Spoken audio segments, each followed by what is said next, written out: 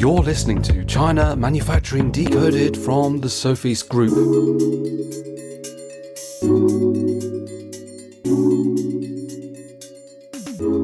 Hi, episode 285. Today, Adrian and Renaud here, and we are going to be covering an interesting topic. Actually, Renaud, you were just interviewed by CNBC, again, not for the first time, I think, and we were talking this time, you were talking about India, and the headline is that India has just overtaken China to become the USA's number one smartphone producer. And I think the big bombshell bit of data is that India, according to the analysts Canalys in the article, holds 44% of US smartphone imports versus China's 25%. But to put that into context, China was 61% of the exports of smartphones to the States a year ago, and now only 25%. So that's a huge change. I mean, I wonder what might have happened in that time. Right. That's pretty impressive. But I think we need to remind our listeners probably about the context. There's two things. Number one, everybody, of course, remembers the crazy situation. Let's say first half of 2025, Trump putting this 10% and an extra 10% for what you call, fentanyl, basically tariff, and then going ahead and adding extra tariff, and then the two countries escalating this into a situation where for more than a month, basically nobody really imported anything from China into the USA. And then, well, that's the first thing. I mean, that's a big shock. Everybody who gets mobile phones in the US from China has been thinking, hey, where else can I get them, right? Or where else can I make them? Okay, that's one thing. And the second thing, still, it's quite surprising that the share of mobile phones sold in the US that are made in China went from 61% to 44%. Sorry, to 25%. Yeah, 61 to 25. That's really quite amazing. The numbers are really surprising. But why is it possible in this case to move fast, right? A lot of production, let's say, transferred from China to India. Well, okay, not so simple. Okay, not so simple. People might not be aware, but if you make mobile phones out of India and export them, basically import them into India, you have to pay a relatively high duty rate. And that's been going on for years and years. Okay. And we were checking just before the call, I believe it was a 20% import duty rate, finished mobile phones, and 15%, 15% import duty rate on components that end up in mobile phones. Okay. These numbers have been cut a little bit between last year and this year. The import duty on finished goods, finished mobile phones went from 20% to 15%. Now, duty on components went from 15 to 10%. Okay, so it goes down a little bit. But it's been around 20% on finished mobile phones for a long time. And so what happened is that the final assembly, I really want to say the very final assembly, the last final steps of assembling mobile phones that are made in India, pretty much all been done within India. Okay, so we're not saying that all the components are made in India, right? I just want to be very, very clear. Most of the components come from China. When it's, especially on the mid-range and higher end models, there's also a lot of relatively expensive processing chips, memory chips, et cetera, that do not come from China. Okay, but still, a lot of the components come from China, right? And if you look, let's say 2024, okay, before the Trump crazy policy, most of the mobile phones sold in India were assembled in India. Okay, so you have a number of manufacturing facilities in India that are used to making, large volumes of mobile phones, at least, again, final assembly. And then suddenly you have Trump coming in and everybody's scared and everybody wants to assemble things out of China. And well, when it comes to mobile phones, final assembly, well, they just go to India and they say, hey, can you, put a few more lines? Again, we're talking about final assembly. Final assembly, you duplicate some lines, you do obviously some customization to the processes because not every mobile phone is made the same way, but there's a lot of processes and a lot of the equipment is common. So you duplicate, you ramp up, and then you might be able to raise your production capacity maybe by 50% in 6 months, maybe more. I'm not an expert in that kind of product, but that's really something that explains why the numbers change so fast, right? So much production relocated from China to India. And we're just talking about the phones sold on the US market, right? Now, it's not a small number, but we're not talking about worldwide production. We're talking about something very, very specific for the USA. Also, another factor is that some big players, and we're thinking of Apple, also to an extent thinking of Samsung, Motorola, okay, Apple and Samsung together are, I believe, two of the three largest mobile phone manufacturers still by volume, right? And we look at the value, very, very likely. Okay. But I'm not 100% sure. I did not check. But they two of the really big players in that industry. Apple, so again, for the India market, had been sending SDK, right? Basically kits of components ready for final assembly from China to India. And they've been doing that for years, maybe 10 years or more, right? And so basically assembling them together and sending them on the India market to save a bit on the duties, right?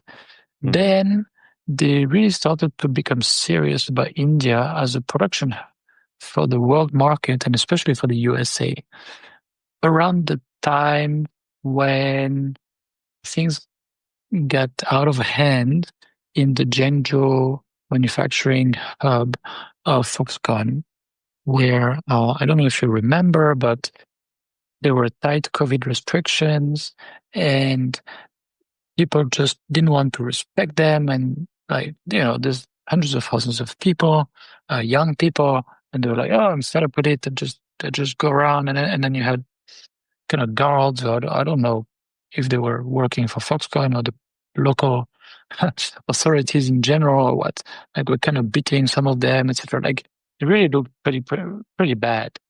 And from what I read at that time, and it might be in 2022 maybe, I'm not 100% sure, but plus or minus 6 months, let's say. At that point in time, Apple said, okay, we really have to switch more and more of the production of iPhones so that we need to be ready to sell only made in India iPhones in the USA, right? And later, to a bunch of other countries as needed, right? But the USA is the number one market for Apple. So it's already a tall order, I would say. But they've been working at it for 2 or 3 years, pretty ambitious manner. And I think it was about 2 or 3 months ago, I recorded something about that book that came out entitled Apple in China. And that book really, toward the very end, talks about that and talks a bit about their difficulties and everything. A lot of things transpired in the press, including the fact that China doesn't really want to allow Foxconn and Pegatron and the others to use some of their Chinese engineers to train the workforce and set things up in India. So there is some resistance on the China side on that planned transfer of production. Okay, but it is happening little by little. Okay, and Apple has been applying a lot of pressure on their tier one suppliers. Who's going to make the glass for the display? Oh, Corning is going to make that glass in South India. Who's going to make this? Who's going to make that? Right. So the more and more of the components are going to be made in India, and most of the time in South India.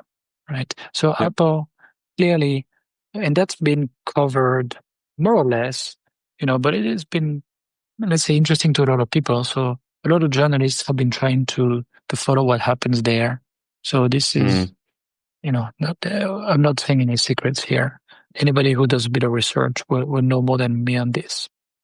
And that's Apple again. Foxconn, Samsung, slowly also moving some production there, if I understand. Now, is it mostly for the Indian market?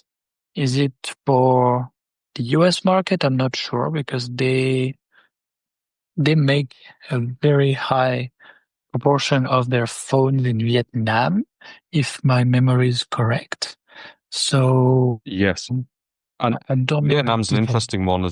Vietnam's an interesting one. Well, if we just digress for a moment, because in comparison between Q2 2024, where India was making 13% of phones exported to the US, and Vietnam was making 24% of phones, with China eating up the remaining 61%. Now in Q2 2025, we've got China at just 25%, India on the huge 44%, but actually Vietnam are making 30% as well. So that's more than even China as well. So yeah, it's good that you bought Vietnam up. So Vietnam, there are also a number of mobile phone factories in Vietnam. And again, I believe it's also a lot of final assembly, right? With a lot of parts coming from China and some others coming from other places. So again, ramping it up is not that slow. But I think also people can see, hey, Vietnam is pretty close to China. If things go bad, it's going to be stuck in the South China Sea and all the potential flashpoints, and so on. So India does seem like a low risk option, right? Which is what we've been saying for at least 4 years. Yep. But I think a lot of decision makers are coming also to that kind of conclusion. Well, we'll talk a little bit more about that a little bit later on in terms of our own experience as well, right? But we've talked a lot about Apple so far. Apple are an obvious sort of standard bearer, especially in the tech realm, which a lot of our listeners and certainly our customers tend to be in, right? But why India? Apple, why is it so attractive? You've covered some of it.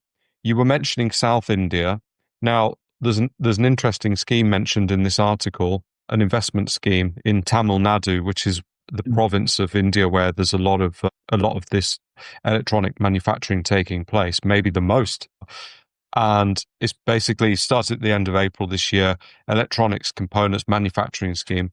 It's their first ever state level initiative focused on electronics component production. I mean, it's beneficial to Apple in particular because they are the state is basically investing in companies that are going to go and set up manufacturing for the ecosystem required for the different Apple products and maybe other smartphone producers in the future. So a bunch of the Apple vendors, Foxconn, who you've mentioned, Corning, others like that, they've actually gone and set up operations with state support within the main manufacturing corridor. So in the past, we've spoken about India, but we've said, yes, it's becoming more prominent, but the supply chain is less mature than China, obviously. And Mhm. that's probably still true as a statement, but Oh this yeah. does show now that the supply chain is starting to snowball there. And rather than just doing final assembly with parts that are all coming across the border from China, you've actually got component and material manufacturers springing up in India who are actually making this stuff there. Yeah, springing up. Yes. So that's basically, if you look at the map between Chennai and Bangalore, right? Bangalore Mm-hmm. is actually quite close to the border with Tamil Nadu. But Mm-hmm. a Foxconn, yeah, a Flex, Pegatron, etc. A lot of these contract manufacturers have been running operations near Chennai, very, very close to Chennai, let's say maybe 1.5 hours, 2 hours from downtown Chennai in a place called Sripurumbudur, I believe. You can find it on Google Map and you can see they have large facilities over there. Okay. Yep. But what is really changing is that the supply chain is springing up, as you said. Yes, I like it. That's the right word. Mm-hmm. And so at the beginning, first 1, 2, 3 years, they would be very busy catching up, the orders of these big companies and getting quality at the right level, et cetera, et cetera. But then the hope is that they then start to serve more SME type of customers, that maybe some of their engineers, et cetera, go out to other companies, and the know-how of a lot of these specialized processes hopefully will disseminate, right? So Mm-hmm. that's a bit of a mid to long term vision, but I see it clearly. Mm-hmm. Every year it's clearly better. Yeah. Also, we should mention Tata, right? So Tata is a huge conglomerate Yes. that has relatively good culture, relatively good image due to the founder's image, let's say. And they make trucks. I mean, they make a lot of different things. But Tata Electronics is actually a pretty large contract manufacturer in India, and I believe Yes. they bought the Pegatron India facility, or maybe some of them. I'm not sure, but they had a deal with Pegatron, which is one of the best Taiwanese EMS and electronic contract manufacturing companies out there. Mm. So uh, there's So you, it's getting in the game also, which is good. absolutely, absolutely, and there's no reason why that's not going to happen and continue with other Mm, Indian sort of right. contract manufacturing or conglomerates, like you say. Absolutely no reason at all. This is what we're talking about fundamentally. We're talking about the evolution of India. It's happening before our eyes, right? What Mm, happened in China, I don't know, 25 years ago, maybe started. Maybe mhm. before then, I suppose. That's now happening in India. Like we're watching it live. Yeah, a big turning point in China was accession to the WTO. So there was Mm, already a good amount of final assembly taking place in China. But then when the companies saw, oh, okay, I can invest in mainland China and my investment will be relatively protected, then everybody started to also make the components there, right? yeah. And every company put pressure on their suppliers to do it, and it Mm, it happened relatively fast. A lot of the production of components moved from Taiwan to mainland China. It happened relatively mm, fast. But mm, what happens in China very fast can happen in India, let's say, not that fast, and not in the same scale. So we sure. need to keep, to be realistic. Things will not happen the Hmm. same way. They cannot. Right. Well, we'll keep an eye on it, and for real, because we will come on to what we're doing in India just momentarily. But just before we talk about what we're doing in India, you've I just want to cover, you know, how does this affect other manufacturers? People listening, well, you might be from Apple, and if you are from Apple, hi. But like a lot of people who are listening are probably SMEs, and Mm, they might be thinking, fine. Apple are, riding this wave in India, and their supply chain is springing up, and probably these suppliers are mainly supplying or completely supplying Apple. But how's that going to help me if I go to India? How am I going to be able to sort of replicate this same level of success in India if I need to find, a good China plus one option? And the answer at the moment is it's probably not guaranteed just yet. There are some challenges, but it does show that there are green shoots there that suggest that India really is going to become a very legitimate option.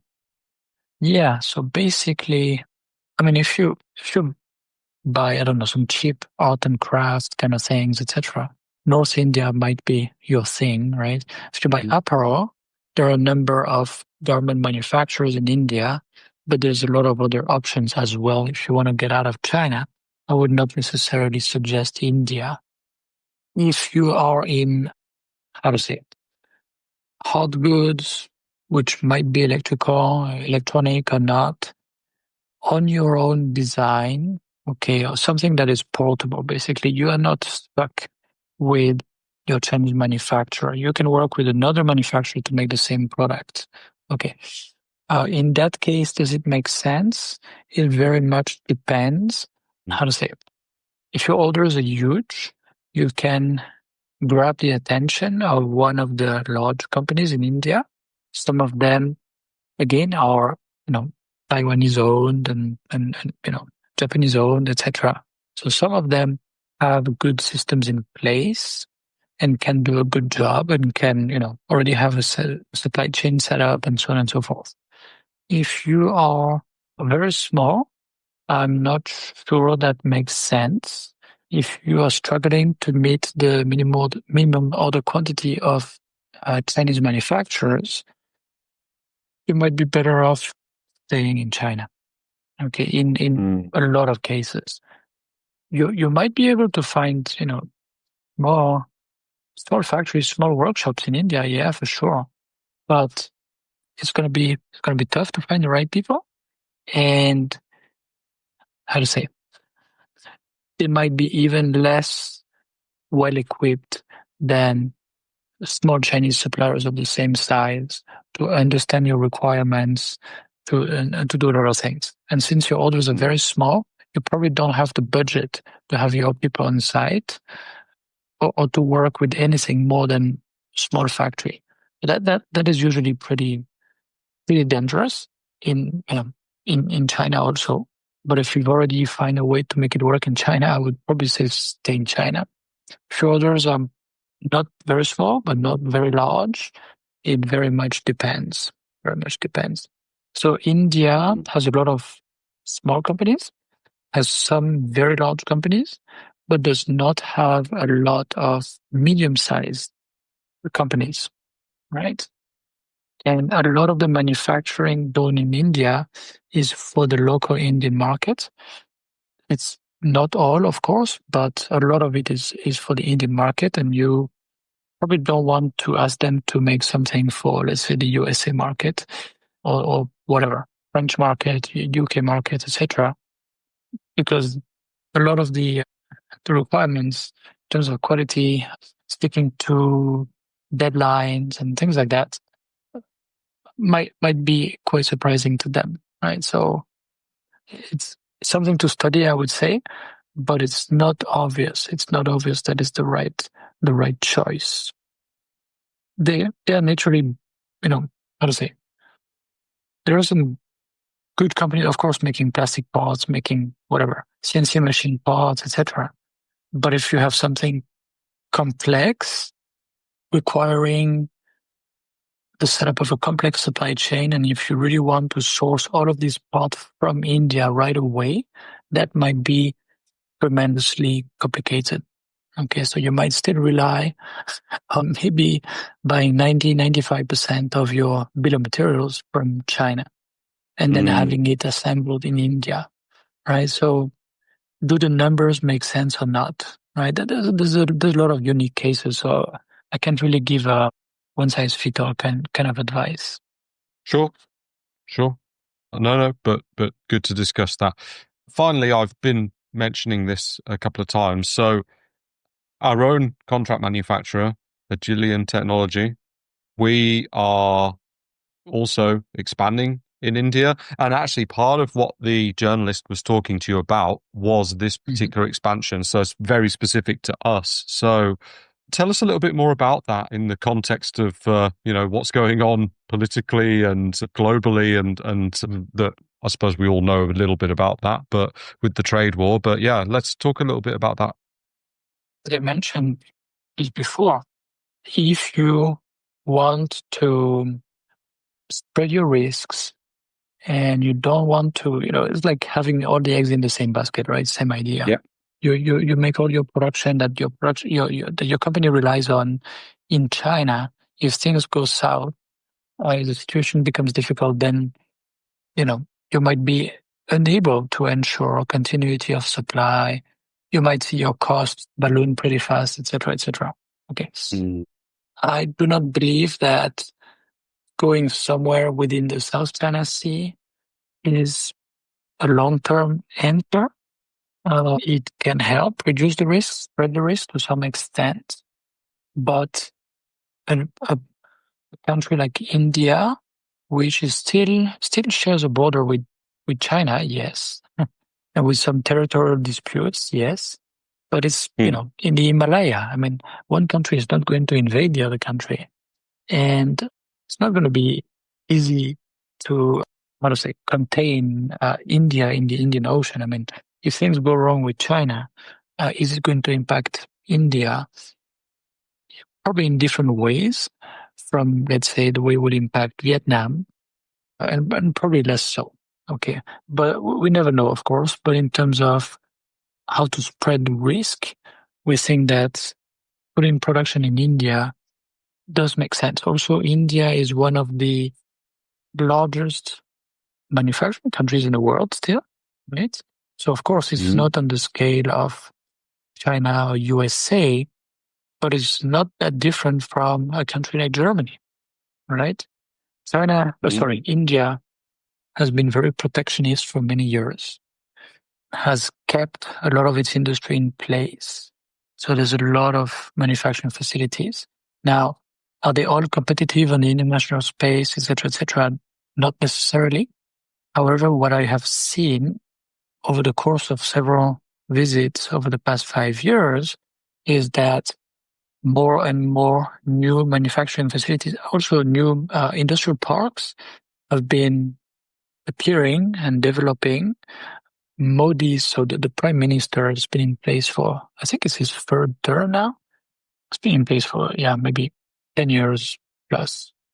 He has been trying to incentivize, the manufacturing system to develop, et cetera, rather than let's just keep all the farmers happy, right? It's trying to get the manufacturing sector to develop.